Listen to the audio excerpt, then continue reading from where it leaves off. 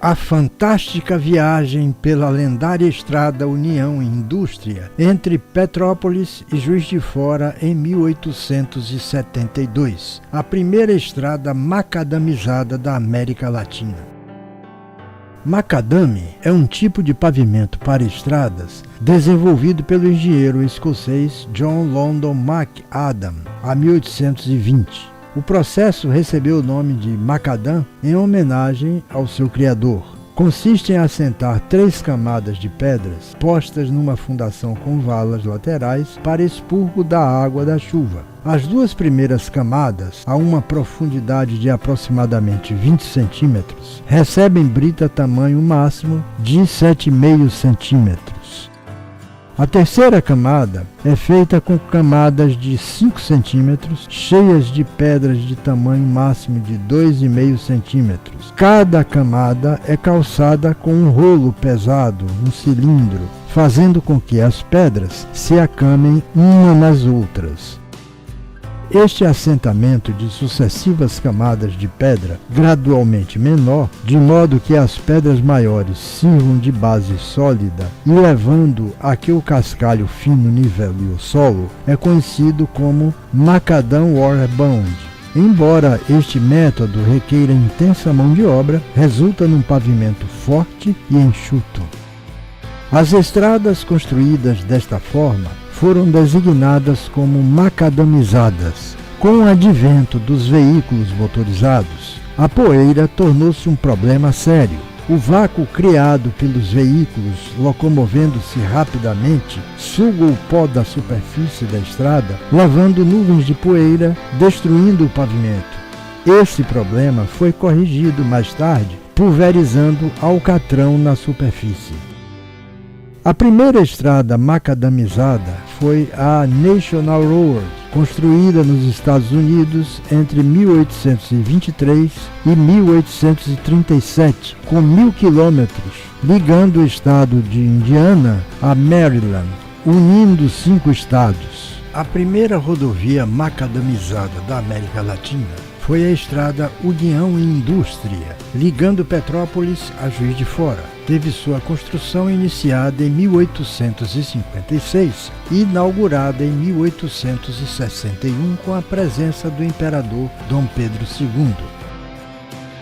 Em 1852, o comendador Mariano Procópio Ferreira Lage obteve a concessão por 50 anos para a construção de uma rota entre Petrópolis e Ouro Preto. O decreto proibia a utilização de mão de obra escrava. Mariano Procópio criou então a companhia União e Indústria, que iria obter lucro através do pedágio por mercadoria cobrado por usuários. A rodovia só chegou a Juiz de Fora e tinha 144 quilômetros, sendo 96 quilômetros no estado do Rio e 48 quilômetros em Minas Gerais. Era utilizado por diligências, carruagens, carroças e até tropas de mulas. A estrada foi iniciada em 2 frentes, Petrópolis e Juiz de Fora. De início, haviam 2 diligências, uma para 6 passageiros e outra para 12. Foi inaugurada em 23 de junho de 1861, com a presença do imperador Dom Pedro II. Vamos voltar agora a 1872 e fazer uma viagem mágica pela estrada União e Indústria. Embarque nessa diligência especial. Pegamos carona no livro 12 Horas em Diligência, de autoria do fotógrafo alemão Herbert Henry Klambe, da Casa Imperial Brasileira. Este livro é considerado o primeiro guia turístico brasileiro. O imperador e comitiva fizeram a viagem inaugural na estrada União e Indústria em 12 horas, sendo aclamado em todas as localidades que passava. Mas vamos à nossa viagem mágica. São 6 horas da manhã. Os sons agudos da trombeta fazem-se ouvir. É o condutor nos chamando à diligência. A viagem começa em Petrópolis, que tinha 7.219 habitantes em 1872. Passamos pelo belo Palácio Imperial, inaugurado em 1840. Passamos também pelo Hotel Inglês. A velocidade média da diligência era de 16 km por hora. O primeiro trecho a ficar pronto foi Petrópolis a Pedro do Rio em 1858, num percurso de 31 quilômetros. Vamos a ele. A Ponte do Retiro atravessa o rio Piabinha, caprichoso riacho que nos acompanhará em nossa excursão por mais de 60 quilômetros, ora calmo e límpido como um riacho de idílio, ora violento. Ao lado, o Palacete do Barão de Mauá, cujo nome e serviços prestados são sinceramente louvados por todos os brasileiros. O Barão de Mauá é um desses homens que honram sua época e elevam-se a si mesmo, elevando o seu país, disse Clumbe. O rio Piabinha nos surpreende com uma sonora cascatinha. A esplêndida cascata de Bulhões, a 780 metros de altura acima do nível do mar. Ponham os capotes, pois o frio aumenta pela rápida descida da Samambaia. Paramos para apreciar a cascata dos Correias, próximo à estação dos Correias. A estrada tinha muitas estações que serviam para a troca de mulas, pois a viagem era feita a toda velocidade. O viajante encontrava desde quitutes a refeições. As estações também armazenavam o café a ser embarcado. No final do primeiro trecho, a grande estação de Pedro do Rio. O segundo trecho a ser aberto foi de Pedro do Rio ao Rio Paraíba, com 42 quilômetros de extensão. Trecho do Taquaril em Itaipava, ainda no município de Petrópolis. Já vão surgindo à nossa frente os declives rochosos da garganta do Taquaril, que o rio atravessa precipitando-se por uma estreita fenda de granito, diz Clumbe. Neste lugar do Taquaril, selvagem e majestoso, existe um abaixamento desta serra que tínhamos à nossa esquerda desde Petrópolis e, portanto, o único desfiladeiro possível para passar do Vale Superior do Piabinha ao da Posse. Estação da Posse. Esta estação é e será, por muito tempo, de grande importância para a companhia. Ao redor dela convergem todos os pontos da zona cafeeira do Rio Preto. Ponte de Ferro da Posse, ainda sobre o Piabinha. Estação da Fazenda da Julioca e os seus cafezais de propriedade do Major Queller, filho do primeiro administrador e quase criador da colônia de Petrópolis. Ponte Carlos Gomes, a última sobre o rio Piabinha. Tropa em marcha.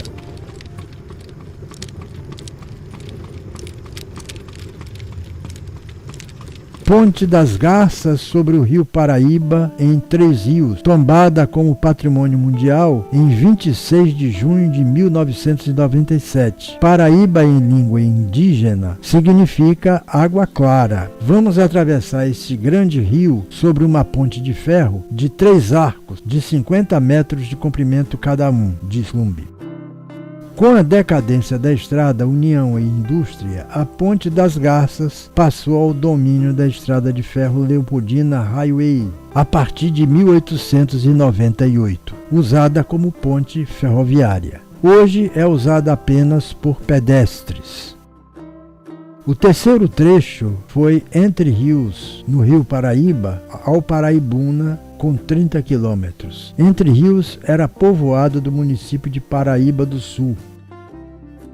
Estação de Entre Rios, atual Três Rios, logo após o Paraíba. Um apito repercutiu no ar. Um penacho de nuvem negra levanta-se acima de enormes edifícios de tijolos encarnados. Isto nos anuncia a Estrada de Ferro Dom Pedro II, inaugurada em 1867. São 11h30. Neste momento, será possível almoçar e depois descansar. Só subiremos agora na diligência depois da chegada do trem e ainda teremos de esperar a hora da sua partida, fixada para 13h55. É 1h55. O condutor nos chama, subimos a diligência para continuar nossa viagem.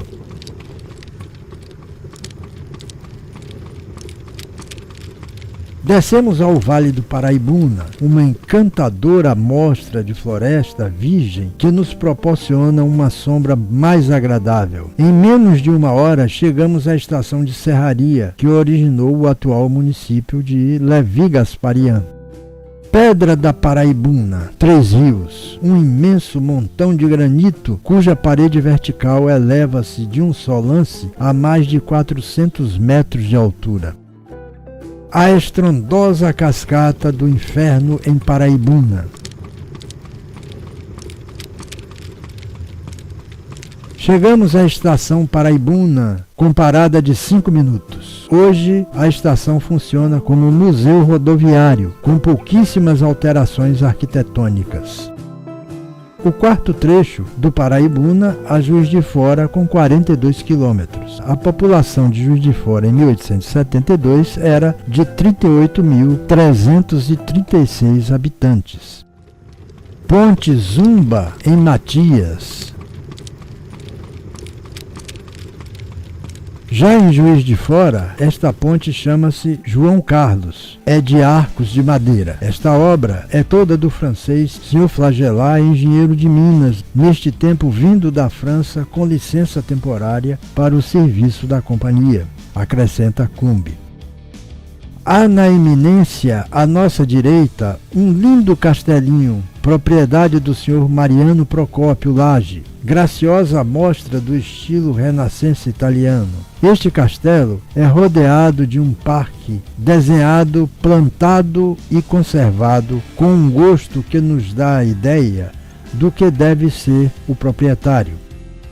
Tanques de água límpida, onde nadam belos cisnes brancos e pretos, ilha de bambus, viveiros naturais onde cantam e gorjeiam milhares de pássaros, jardins cheios de flores, as mais curiosas e as mais raras plantas de interesse particular tornam este domínio um pequeno paraíso terrestre. Depois de 1861, o imperador, por vezes, honrou este domínio com sua presença, segundo Clumbe. Defronte do castelo estão os edifícios da estação, escritórios e armazéns. Atrás estão as cavalariças. À esquerda, as oficinas e suas dependências. Na margem da estrada, entre a estação e o hotel, um edifício de balcão estilo de chalé que serve para alojar os hóspedes ilustres que a companhia recebe frequentemente. Centro da cidade de Juiz de Fora.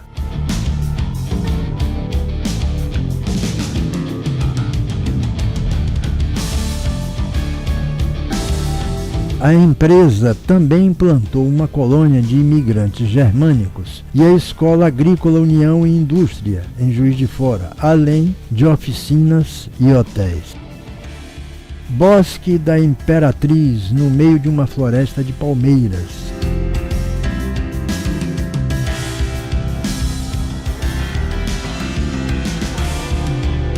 De Petrópolis para o Rio, já tinha diligência descendo a serra até Iomirim, e de lá pegava-se o trem da estrada de ferro Mauá até o Porto da Estrela e complementava a viagem até o Largo do Passo, atual Praça 15, em vapores. A viagem de Juiz de Fora ao Rio era uma epopeia que durava mais de 15 horas. Em 1883, foi inaugurado o trecho ferroviário de Iomirim até Petrópolis através de Cremalheira, diminuindo um pouco o tempo de viagem. Em 1872, o Rio de Janeiro tinha apenas 275 mil habitantes. Embora atravessasse diversos cursos d'água, a declividade nunca passava de 5%, o que permitia que os cavalos a percorressem em velocidade máxima por longos períodos. A largura média era de 8 metros, o suficiente para que uma diligência passasse pela outra em sentido contrário, sem precisar reduzir a velocidade. A cada 6 quilômetros havia um marco de pedra, que dava a noção exata das distâncias percorridas e a distância a percorrer. A rodovia só foi asfaltada em 1940, permanecendo em serviço por 79 anos, com algumas alterações no traçado. Mudou sua denominação para BR-3, cantada por Tony Tornado.